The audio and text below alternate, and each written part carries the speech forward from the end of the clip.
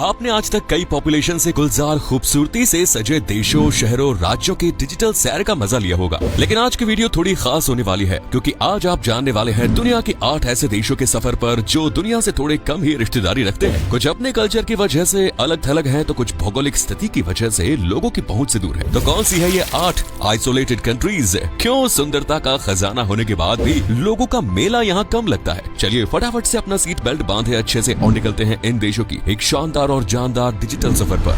Tuvalu. सबसे पहले जिस द्वीपीय देश में हम एंटर करेंगे वो है तुवालू, जिसे दुनिया के सबसे छोटे और सबसे खूबसूरत द्वीपीय देशों में शामिल किया जाता है। कई द्वीपों के मेलजोल से बना तुवालू पश्चिम मध्य प्रशांत महासागर में बसा है। तुवालू नाम से फेमस ये कंट्री पहले के समय में एलिस द्वीप समूह के नाम से पुकारी जाती थी। 1978 तक ये गिलबर्ट और एलिस द्वीप समूह के ब्रिटिश उपनिवेश का हिस्सा था और 1978 में आजादी पाने के बाद ये एक आजाद देश बन गया, लेकिन आज इसकी पहचान एक आइसोलेटेड कंट्री के रूप में होती है। 26 वर्ग किलोमीटर के एरिया में सिमटे हुए इस देश में महज 9,000 लोग रहते हैं, जबकि यहाँ हर साल 3,000 के लगभग सैलानी आते हैं। बेशुमार खूबसूरती होने के बाद भी ये देश सूना पड़ा रहता है, जो बाकी देशों से अलग थलग है, और इसकी सबसे पहली वजह है जियोग्राफिकल लोकेशन। प्रशांत महासागर में दूर इलाके में बसे होने के कारण ये चारों तरफ से समंदर से घिरा है। इसके अलावा जलवायु परिवर्तन भी इसे एक अलग रखने का काम करता है, क्योंकि समंदर का स्तर तेजी से बढ़ता जा रहा है और धीरे धीरे तुवालू समंदर की आगोश में समा रहा है, और कब ये पूरी तरह से विलुप्त हो जाएगा कहा नहीं जा सकता। इसीलिए खतरे को देखते हुए यहाँ आबादी रहना पसंद नहीं करती।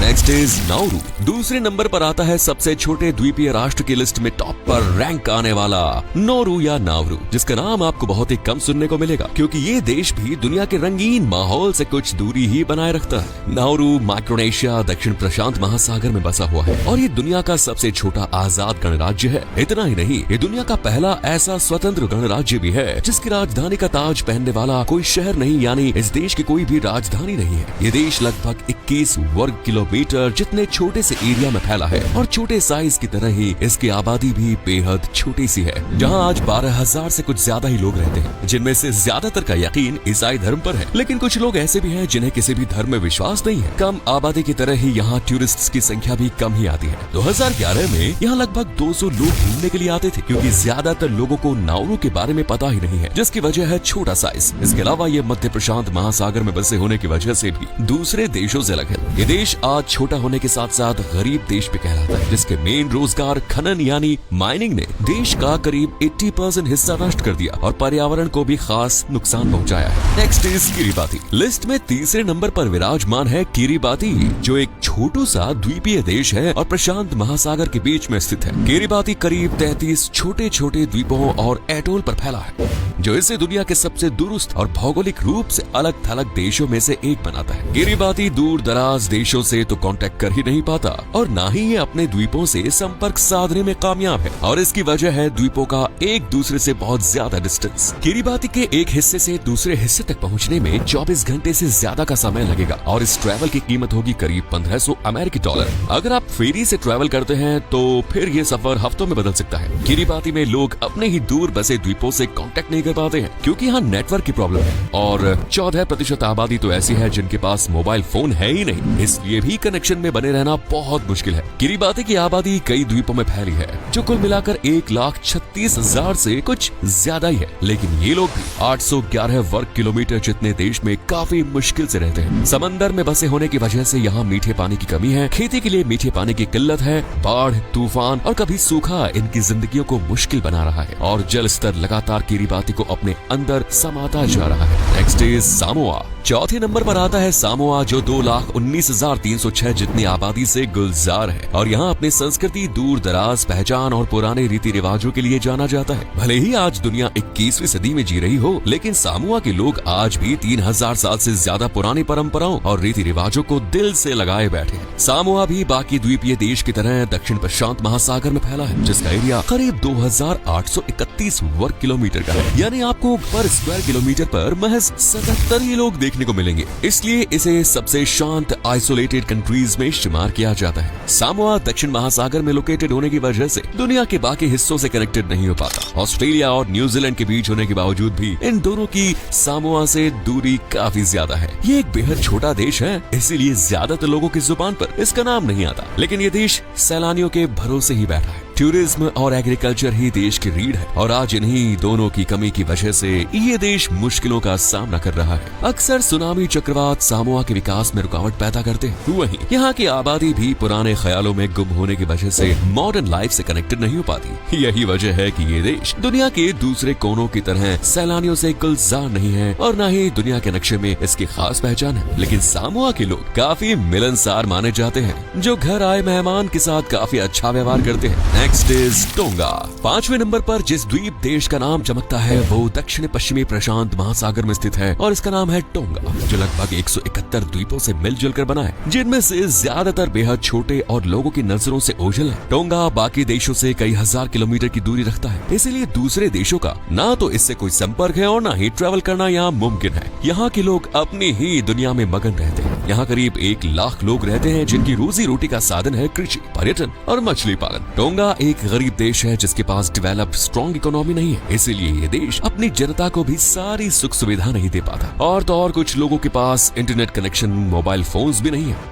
इस देश में आज भी मोनार्की सिस्टम है और ये कमजोर सरकार ही इसे दुनिया के साथ कदम से कदम मिलाकर चलने से रोकती है। कोविड-19 के बाद तो टोंगा ने यहाँ सैलानियों के आने पर भी रोक लगा दी थी, जिसके बाद टोंगा से दूसरे देशों का कांटेक्ट बहुत ही कम हो गया। Next is Marshall Islands. छठा द्वीप देश है मार्शल आइलैंड, जो प्रशांत महासागर में माइक्रोनेशिया के पूर्वी हिस्से में बसा हुआ है। यह करीब 29 एटोल से मिलकर बना है, जिनमें 1200 द्वीप हैं और 870 रीफ सिस्टम। देश का टोटल एरिया 181 वर्ग किलोमीटर है, जिसमें महज 42,000 जितनी आबादी रहती है और इस सिमटी हुई आबादी को भी आज रिसोर्सेज की कमी से जूझना पड़ रहा है। यहाँ ना तो पीने के लिए मीठा पानी इनफ क्वांटिटी में है और ना ही खेती बाड़ी के लिए उपजाऊ मिट्टी और पानी। इसीलिए यहाँ लोग मछली पकड़कर नारियल की खेती करके अपने घरों का चूल्हा चौका जलाते हैं। यहाँ रोजगार के संसाधनों की बेहतर सुविधाओं की बहुत कमी है, इसीलिए लोग अच्छी से अच्छी जिंदगी नहीं जी पाते और ना ही दूसरे देशों से लोग यहाँ आना पसंद करते हैं। प्रकृति भी इस द्वीप से थोड़ी खफा सी ही रहती है। समंदर स्तर पर लगातार बढ़ता जा रहा है, जिस वजह से जलवायु परिवर्तन की समस्या भी बढ़ रही है। कभी सूखा लोगों का जीना मुहाल कर देता है तो कभी तूफान लोगों के घरों को उजाड़ कर चला जाता है। इसीलिए ये आइलैंड खतरे का घर बनकर रह गया है। दूर दराज स्थिति की वजह से यहाँ के लोग दूसरे देशों से भी कांटेक्ट नहीं कर पाते और तो और व्यापार करने के लिए भी समुद्री रास्ता ही अपनाना पड़ता है और अगर कभी समंदर अपने उफान पर हुआ तो सफर करना भी मुश्किल हो जाता है। इस द्वीप पर मेडिकल सुविधा खास न होने की वजह से लोग मारे जा रहे हैं और आबादी घटती जा रही है। यही वजह है कि इस खतरे के डर से कोई भी सैलानी यहाँ एंटर नहीं करना चाहता और आज ये देश अलग थलग सा पड़ा हुआ है।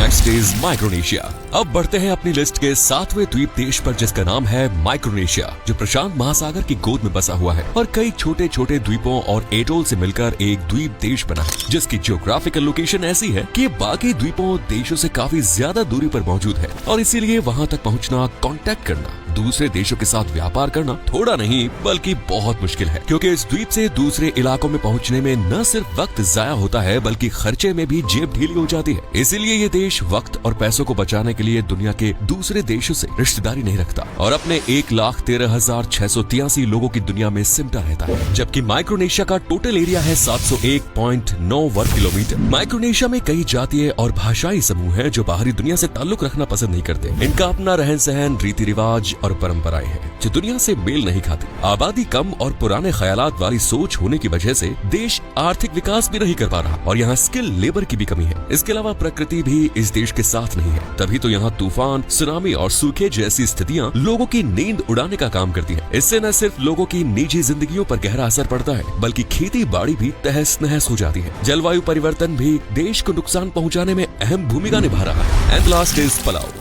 लिस्ट में आखिरी द्वीप देश है पलाऊ, जिसे दुनिया की मोस्ट आइसोलेटेड कंट्रीज की लिस्ट में जरूर ऐड किया जाता है, जिसकी एक नहीं कई वजह हैं और सबसे मेन है जियोग्राफिकल लोकेशन। ये देश भी प्रशांत महासागर में बसा है और एक द्वीप समूह के रूप में अपनी पहचान रखता है। पलाऊ को चारों तरफ से गहरा और विशाल समंदर घेरे हुए है, जो दूसरे देशों से पलाऊ को दोस्ती करने की इजाजत नहीं देता। इस समंदर की वजह से पलाऊ को बाहरी इलाकों में व्यापार करने में भी मुश्किलें झेलनी पड़ती है। समूह द्वीप में रॉकी एरियाज और वाटरफॉल्स हैं जो ट्रैवल और ट्रांसपोर्टेशन को और मुश्किल बना देते हैं। पलाऊ में महज 17,663 लोग रहते हैं, जबकि इस देश का एरिया 466 वर्ग किलोमीटर है। इसलिए इसे कम आबादी और छोटे देश के रूप में जाना जाता है, जहाँ की संस्कृति और भाषाएं दूसरे प्रशांत द्वीप समूह से काफी अलग हैं, जो अन्य देशों के साथ कांटेक्ट को लिमिटेड कर देती है। इसलिए पलाऊ बाकी देशों की तरह ना तो दुनिया भर से जुड़ा दिखता है और ना ही इसकी दूसरे देशों के साथ अच्छी यारी है। तो आपको इनमें से कौन सा द्वीप देश सबसे खास लगा? वैसे आप इनमें से किसकी सैर करना चाहेंगे? हमें कमेंट्स में जरूर बताएं और इसे लाइक करें, शेयर करें।